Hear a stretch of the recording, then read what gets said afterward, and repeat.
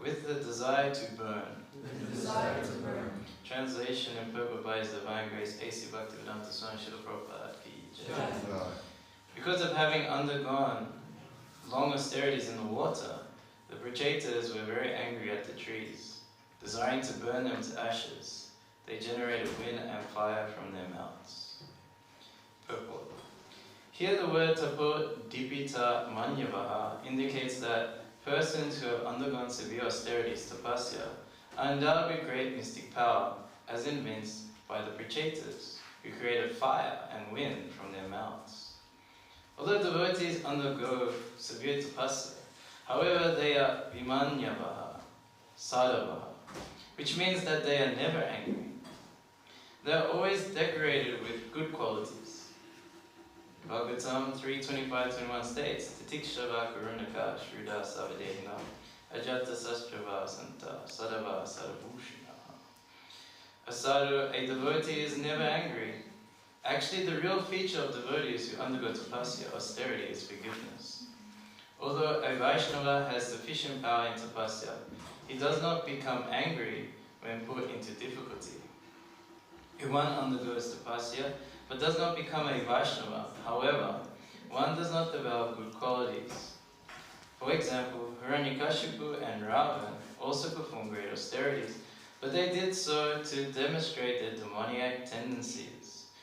Vaishnavas must meet many opponents while preaching the glories of the Lord, but Çré Caitanya Mahäprabhu recommends that they not become angry while preaching.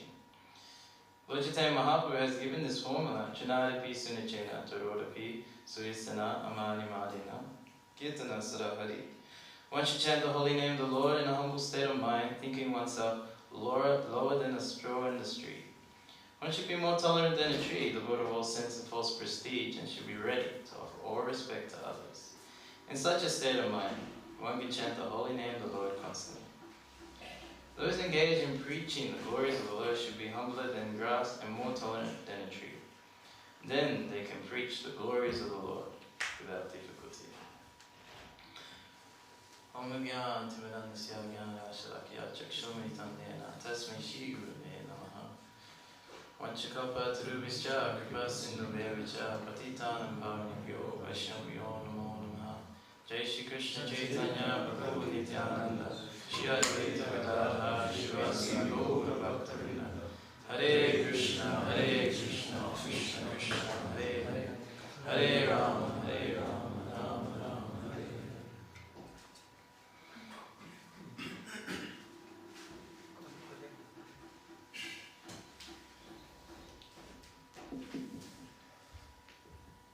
The devotee has many qualities, and he can exhibit them in any way.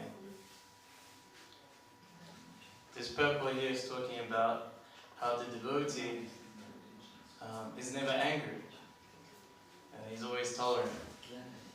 But many times we see within the Bhägavatam, and even with Srila Prabhupada, he will get angry sometimes. There's a story with when Prabhupada was met with, they invited a professor of Hinduism to meet with Prabhupada to have a discussion. So he invited him, he sat him down, and he says, "You're a professor of Hinduism, so can you explain to us what is Hinduism?" So this professor goes, "Well, it's very hard to say, it's very confusing, it's a very complicated subject." So then he looked to his disciple, Bhakti Goswami. "So what do we call this?" And he said, "Cheating, Prabhupada." "That's right, you're a cheater. You are a professor of Hinduism, but you cannot explain Hinduism. Therefore, you're a cheater." And a big fight, took place. He started shouting back, Prabhupada. He got more angry. He said, "No, you're a cheater." And he got more angry. This professor got more angry. And he kept going back and forth, back and forth. Then Brahmananda came involved. And he's big. He's like a wrestler. And then he got to the professor. He says, "You better leave before you cause more offense." They invited him as a guest, and then he asked him to leave. Asked him to get angry. And so one may think, especially when we preach nowadays, oh, we disturbed him, oh, great professor from the university, this is not good. But Narendra Swarup, who was also at that conversation, 20 years later, he actually met this professor. He met him, and he was thinking, oh, maybe I have to apologize for Prabhupada or explain what happened. So he remembers the meeting, obviously, with Prabhupada, and he said that actually your Prabhupada, he was right, he was great. So sometimes the anger is used by the devotee, but it's usually out of it's only out of love, it's not out of control. Whereas the materialists, they're undergoing the influence of lust, by contact the mode of passion, then they're affected by this lust which is followed by anger.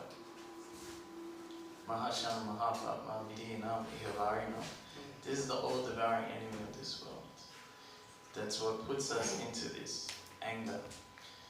And the example given in the purport of Hiraëyakaçipu and Rävaëa. Hiraëyakaçipu was only thinking about satisfying his lust, apnendriya, by the calm. That is lust when trying to satisfy the senses of the body. But Krishnendriya priti chitare premana, that by satisfying the senses of Krishna, then that is real love. So when Hiraëyakaçipu was anything that would go out of his realm of sense enjoyment or control, then great anger would be demonstrated just by the lifting of his eyebrows. The demigods would shiver and fright from Hiraëyakaçipu. But if we look at Prahlad Maharaj, great love had great love for the Lord, always remembering the Lord. And he wasn't shaken at all by the anger of Hiraëyakaçipu. With that remembrance and constant devotion to the Lord, he exhibited this tolerance, this titikñavaù. So to himself, he didn't experience any feeling of, why is he doing this to me? Or why is God letting me go through this suffering? Usually we suffer and then we start to blame God. God, why did you do this to me? I remember we took a flight and we were coming from London to Prague. And then as we go through the security and then we start doing Harinam. We chant through the duty-free shops and everything. So as we're going through, one lady stopped us and she says, oh, you're Hare Krishna from ISKCON. Oh, so nice to see you. Then she started expressing her doubts that I had a brother, a cousin who passed away. Why does God do this? Why does God do this to us? So the anger may not be at a person, but sometimes it's at God as well. This is how the conditioned soul gets confused and doesn't know what to do with his life. He's always undergoing this cycle of suffering, one after the other, either from himself, from others, or from natural disturbances, from birth, death, old age, and disease. He's caught up in this because of that main focus of identifying with the body and trying to satisfy the senses. So that is pretty much what the materialist goes through. But let's look at the devotee more and different instances where, due to love for Krishna, then anger is displayed, and when tolerance is displayed. So I want to make it more interactive. So, can anyone think of an incident in Sastra with Srila Prabhupada or some devotees where anger was displayed out of service or love to Krishna? Some of ones that I find 70s when the devotees were doing Harinam in New York City. At that time it was quite dangerous actually to be in the street, because there were all kinds of different gangs and skinheads and neo-Nazis. So like Lakshmi Prabhu and other devotees who were on the Radha-Damodar party, they were telling me how sometimes they would have to fight on the street because these gangs would come and try to beat up the devotees. And so and it was like, they were very angry. How are you trying to hurt Krishna's devotees? And why are you trying to stop us? We're just singing and dancing. So in that instance, it was required to defend the devotees and protect the yajna. Anyone else? Some incident of great service of the Lord.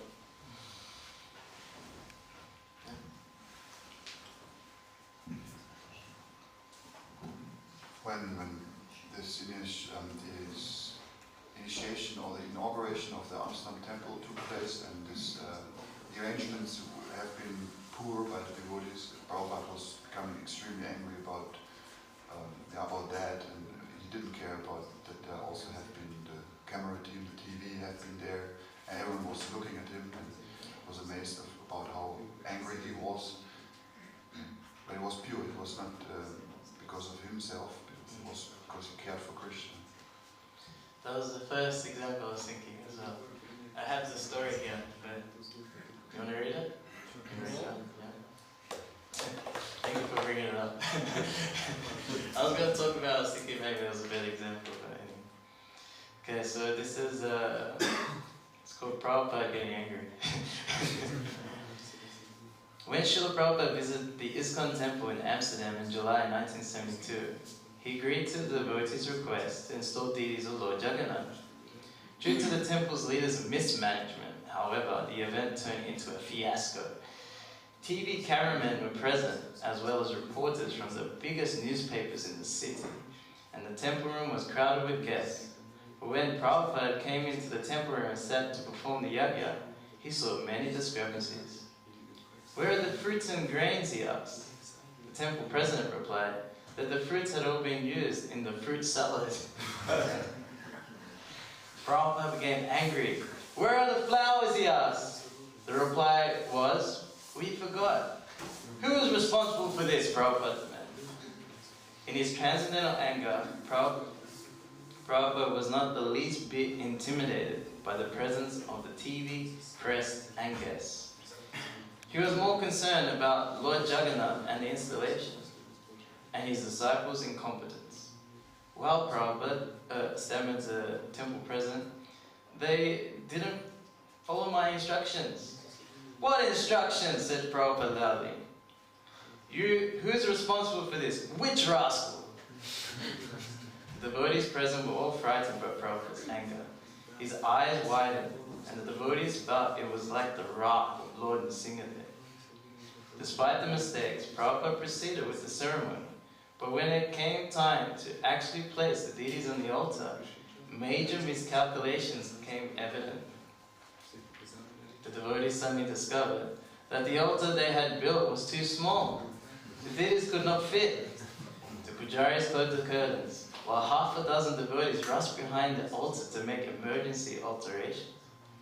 As Srila Prabhupada, the media people and the large crowd waited, sounds of banging and chopping emanated from behind the closed curtain. The whole throne had been taken apart and carried to a corner of the hall. Finally, the curtain opened and the deities were placed on the altar. The deities were dressed and decorated very plainly, and Prabhupada's visage remained displeased. But after his initial fiery expressions, his anger abated. He proceeded with the ceremony, chanting the mantras and delivering a full Krishna conscious lecture. At this time, he also awarded the sannyas order to the Amsterdam temple president. Due to the density of the crowd and the heat and smoke from the fire, the unventilated room became uncomfortable for everyone. By now, Srila Prabhupada was beyond such discomforts. In fact, he also seemed undisturbed as smoke filled the room, and the ceremony continued for installing Lord Jagannath in his Amsterdam temple. Hare Krishna Das interviewed. Hare Krishna Das also relates that this incident gave him lasting impressions of Prabhupada's qualities. If the temple management had not made so many mistakes, he realized, then there would have been no cause for Prabhupada's becoming so angry in front of all the guests. Nevertheless, it also revealed that Prabhupada did not care as much about the audience as he did for Krishna and Krishna's pleasure. The devotees were able to see how Prabhupada was actually aloof from public opinion. They will remember this in their preaching when comparing Prabhupada to other gurus. They could understand better now that Srila Prabhupada was completely different from swamis who became involved in various public causes and political controversies. Prabhupada was beyond all of that, completely renounced and detached. He was concerned only with pleasing Krishna and spreading Krishna consciousness. Nice story. Srila Prabhupada ki. Any other examples of devotees exhibiting anger out of love for Krishna? You can think of.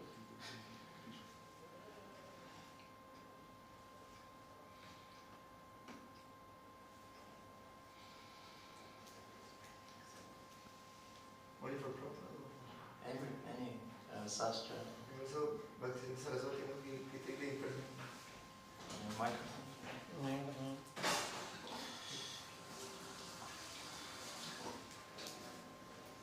Hare Krishna.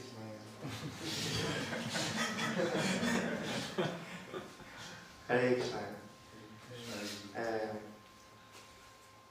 One devotee in Mexico, he in the Vyasa Puja of Bhaktisiddhanta Saraswati, he reading pastime from Bhaktisiddhanta Saraswati, and in that time the community calling to Maharaj Simha-Guru, because he was like always in this mood, no? Like Nrsimhadev, no?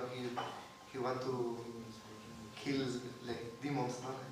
And he always how say, fighting with the impersonalists or these kind of materialist people, no? And I don't remember all past times, but I remember when this devotee explained how he was tall, Maharaj was very tall, and he take the people, materialist people, impersonalists in the air, no? Like puppets, no? Like, why are you preaching this? No, why are you preaching that? This is how say, cheating, no? And they show in this love for Krishna in the mood of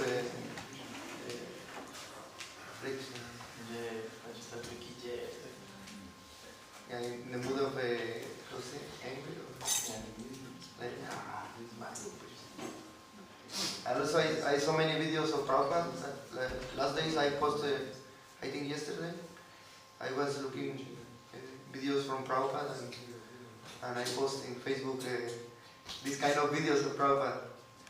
When Prabhupada is preaching very heavy, no, to the devotees in the whole, he doesn't care, no, about the who like or who's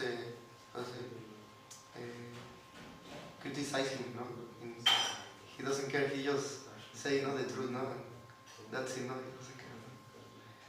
And in this video says, I want to show you this video. But I don't have my phone.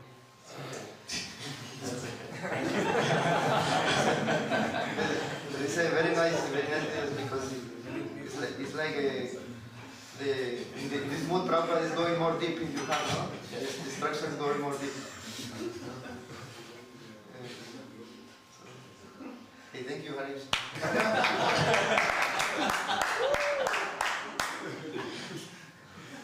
Okay, thank you for the example. Okay, so we can see, now we have Pracetäs, but we can see that also Lord Chaitanya also exhibited great anger many times. But the most famous is that when Jagai Maharaj heard Lord Nityananda, he came with his Sudarshan chakra and did this, and he was ready to cut their heads off. But now we see the quality of the devotee, tolerance. Lord Nityananda tolerated so much out of love for Lord Chaitanya. out of love for Lord Chaitanya, to spread Lord Chaitanya's glories as Pracetäs. He saw these fallen souls of Jagai Madai, born in Brahmin families, you know, doing actually everything you're not supposed to do.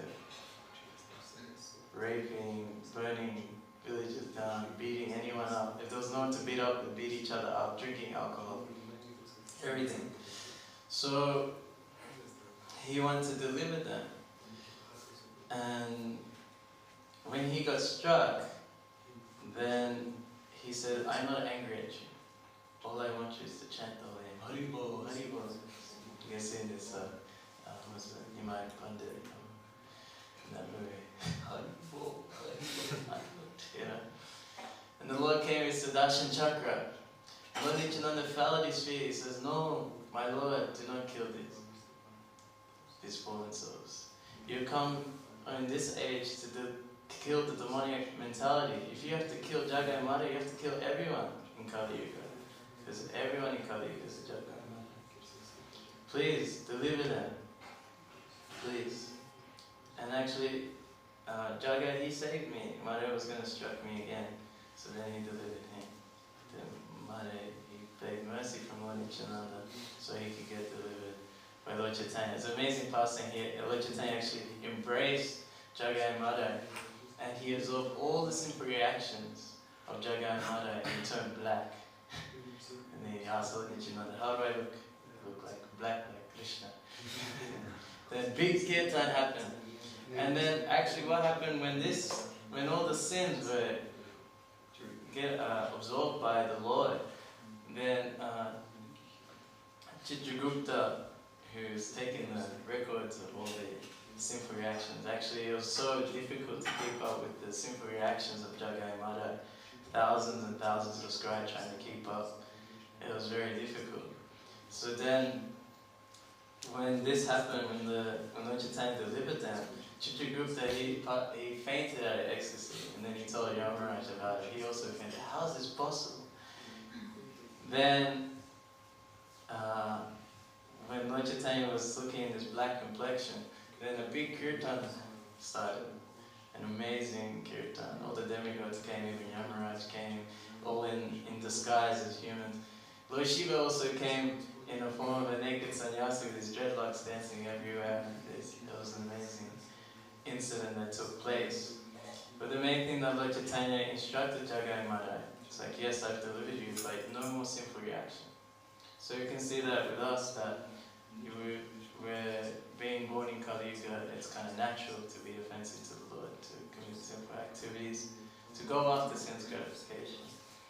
But by following these four regulative principles and chanting the holy name of the Lord, then we are always within the mercy of the Panchatattva.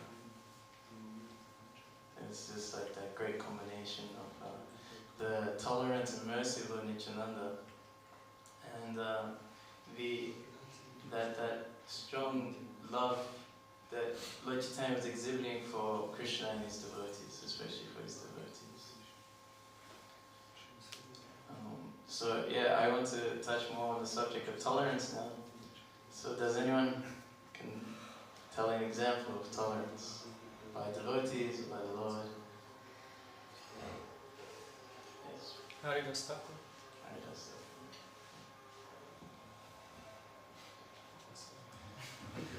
Hiraëyakaçipu was beaten on this market, on this 22 market. And then he realized, oh, actually you want to kill me? Oh, you should tell me sooner. I will leave body sooner. And then so like, okay, so I will leave body because I make difficulty for you. Amazing. Amazing tolerance. Any other examples? Lady side. This side. Hang on. Give it to the Mataji's. Throw it over here.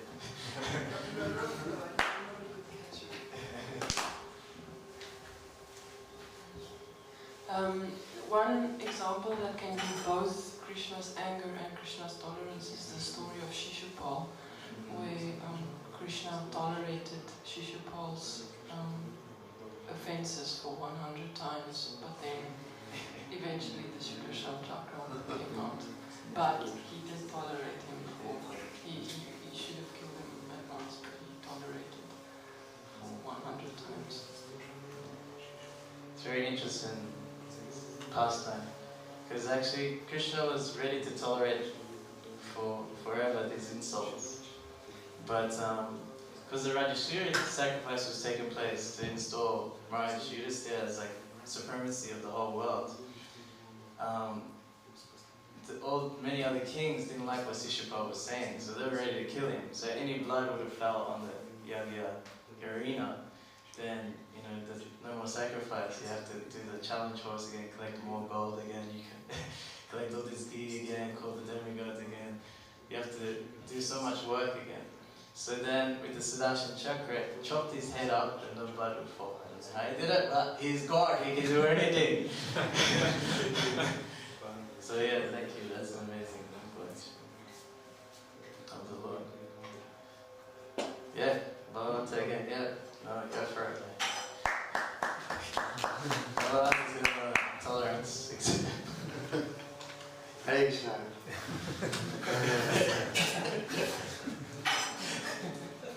One of the best examples for me is Vriṣabhadeva. Vriṣabhadeva is Krishna himself, and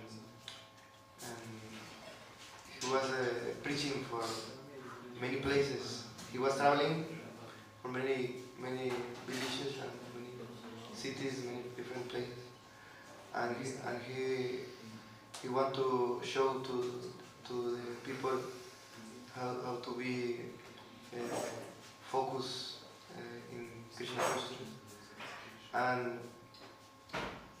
But I don't know, he adopted like a mood of a harmless. Jhana yoga. Yeah, and he was meditating in the villages like this. And he was chanting Hare Krishna and other mantras I don't know. But he was chanting, and the materialist people, they urine on him. They was urine and throwing excrement away.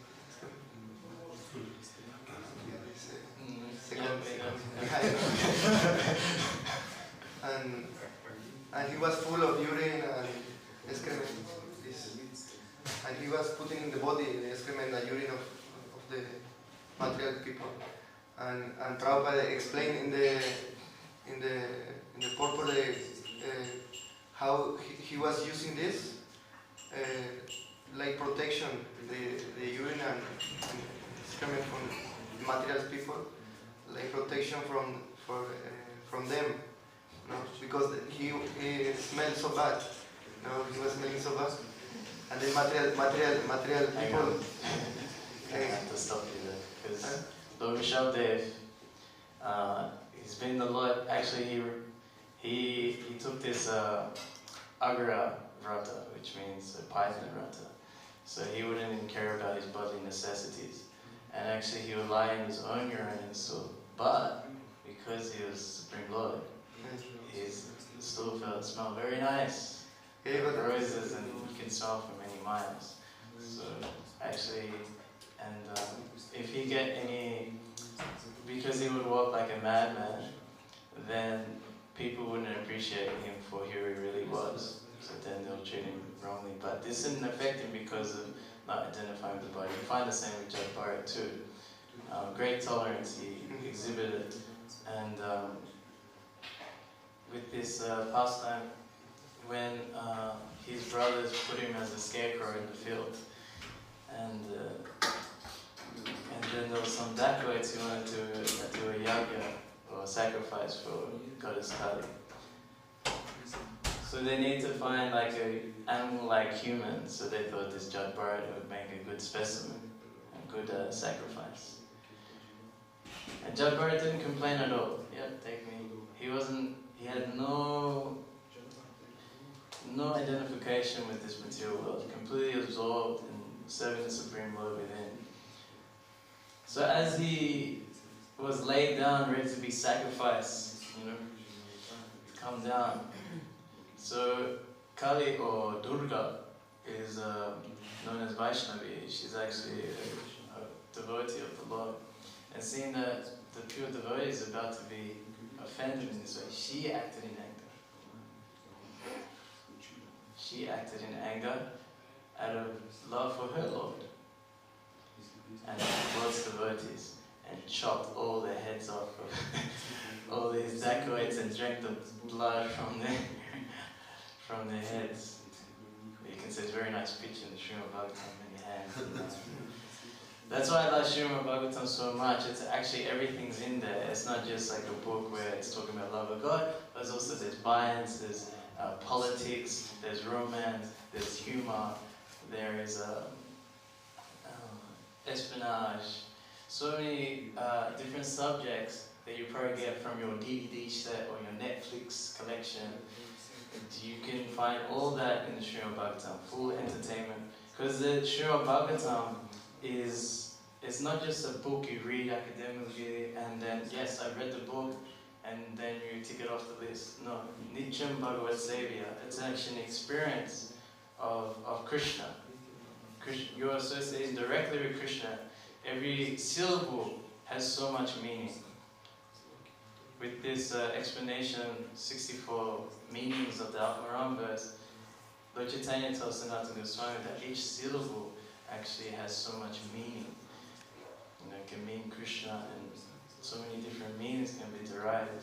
So one can, is actually supposed to do Nityam Bhagavad Sevya, to be completely absorbed in the Lord's pastimes with his devotees.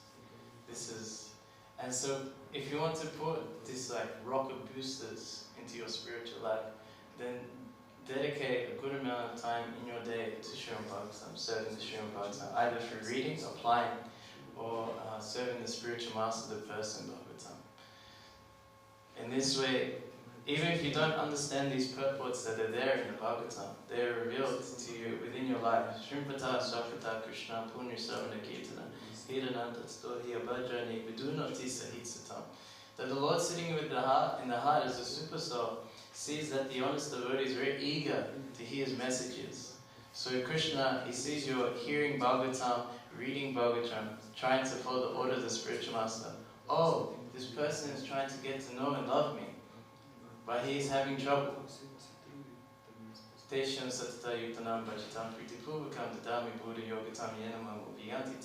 By that constant engagement with Priti, with that affectionate. So we don't have affection for the Lord, but the spiritual master has affection for the Lord. And by assisting his loving service, the Dhammi Buddha Yogatam, he gives you the intelligence for which you can come to him. So the same thing, by serving the Bhagavatam, book Bhagavatam, reading these purports, trying to get to know him, Krishna arranges your life so you can understand the purport, so you can know Krishna.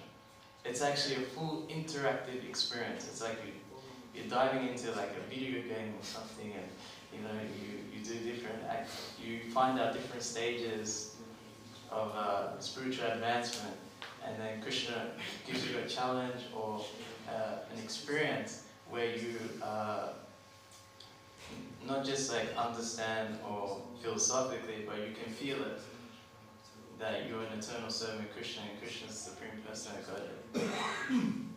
You actually experience reality instead of illusion, where every step's a dance, every word's a song, every day's a festival. So the Srimad Bhagavatam is also, because I'm a Harinam devotee, so I'm going to throw in the Harinam stuff in. Vyakta Kari Bhagavate Kari Bhadabhara Kali Yugadama Nama Sankirtanasara. The Bhagavatam is constantly revealing that the essence of Dharma in Kali Yuga is Nam Sankirtan, Harinam Sankirtan.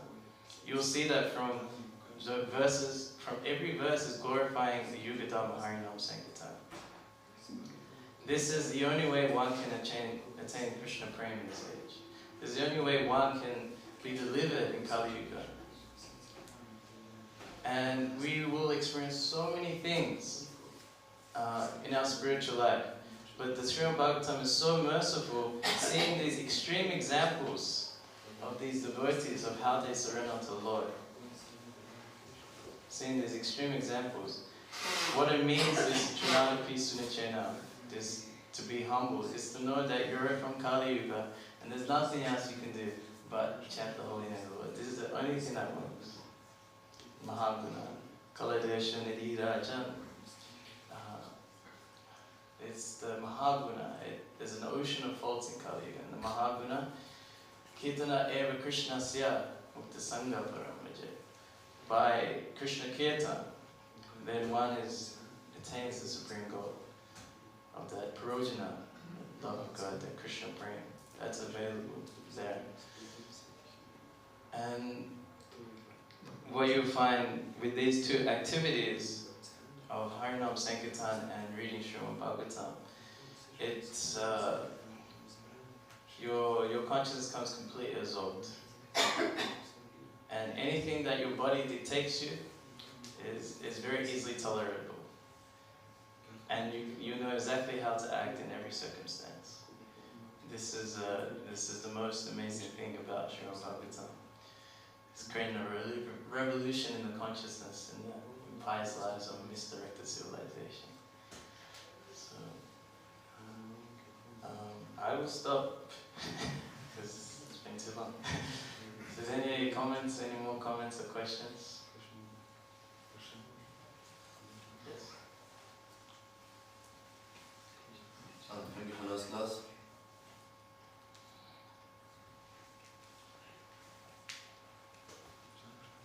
Recently, maybe 2 months ago, one mother, she visited our temple. I don't remember her name, but I think she's a little bit famous. She was teaching her 2 sons just with the Bhägavatam and mathematics. And with 12 years, they went to college because they were so intelligent. Because she said everything is in the Bhägavatam. They learn tolerance, they learn how to deal with persons, the false ego, I mean all the subjects. So now when they go into school, they can immediately take up everything. Because in Bhagavatam everything is inside. And she tried to talk to us that we should educate our kids only with the Bhagavatam. Also language, you got the English skills from the Bhagavatam. Prabhupada's English is very simple. In the beginning they just read the verses, like stories like Dhruva Maharaj and Prahlad Maharaj. And when they get older, then they also read the purports. And the mother reads, and the son reads, and the father reads. So they have together study the Bhagavatam. And in ISKCON there are some programs already they're applying this project. I don't know, one of their sons is now a famous scientist, and he is good at this. Yeah, Radhika Rama. Yeah, well, he went to university when he was like 16 or 13 or 14. Yeah. With 12 they went to college. Okay, and 12 he went to college. And they went to the university head, and he said, yeah, for him it's okay, or only if the teacher is okay with it. Then it's, because people, they are older, they are 18 and they are 12. But it worked out. So we can see only with Bhagavatam everything is possible, everything is inside. You don't miss out on anything. Yeah, as Radhika Rama came here, yeah, Slovenia. Oh, yeah. Yeah, no, it's a very good point. Yeah, so we think we miss out on the material world, or what's the happenings of the material world. And I was discussing this with Gojram, that if you look at the materialists now, it's kind of normal to be a vegetarian, even they're pushing for vegan, to do yoga, to do meditation. Whereas when Prabhupada first came to the West, to be vegetarian, they thought you'd die. You don't eat meat, you're gonna die. Where's your protein? They complain so much. Let alone meditation and yoga, that was like only for weird people. But now it's a very common thing. And now he was saying that in Berlin, Alexanderplatz, they have this big vegan market. So many tents are there, many stalls are there. And there is a person that has a nursery for like all the cows and just protecting them. On their own, they're making the decision, I will protect cows. So obviously they've been in touch with Prabhupada's books, because no one has given this idea in the West of, wow, we should protect the cow.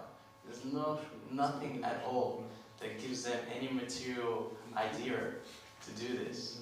So just by the influence of Prabhupada's movement, then you can see that the materialists are actually aiming for what Prabhupada established through Krishna consciousness. He's light years ahead of the rest of the world.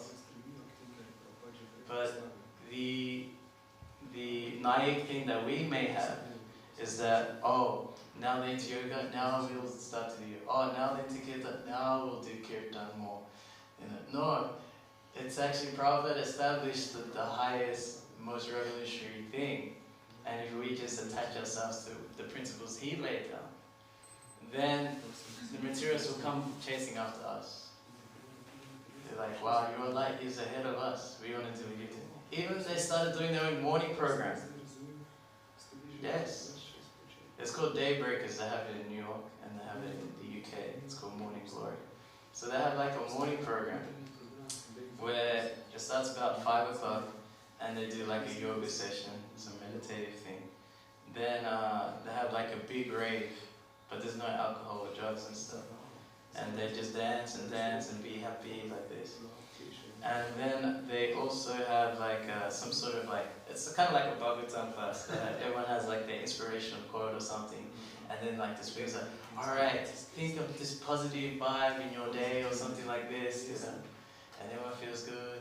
And then they have all this like vegetarian, vegan food, like healthy food. Like, you know, we have breakfast for Shabbat. They have this vegan healthy food. Then they go to work. And they're paying $40, $50 to do this. Yeah, this is their morning program. And then companies are approaching these people to do it in their companies for their employees at work. This is their, you know, everything. No, we shouldn't do it like morning programs. We should try and connect to them. No, we should connect to Prabhupada, what he laid down. Exactly. If we get it exactly more, then we'll see like a big, you know, that revolution that we want. This is Nityam Bhagavat Sevya.